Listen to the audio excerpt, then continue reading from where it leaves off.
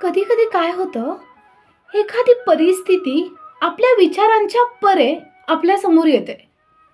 मग आपण म्हणतो, अरे बापरे, हे असं काय झालं, आता मी काय करू? आणि असं होतं की काहीतरी चुकीचा निर्णय घेतला जातो.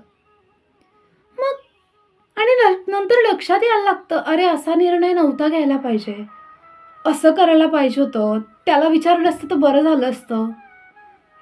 आपल्याला भरपूर गोष्टी लक्षात येतात नंतर. मग त्याच वेळेस का नाही लक्षात येत?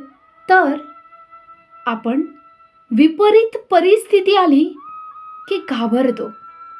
आपल्या मनात जन्माला येते भीती, आणि जिथे भीती आहे तिथे मेंदूची विवेक बुद्धी ही काम करणं शांत करते.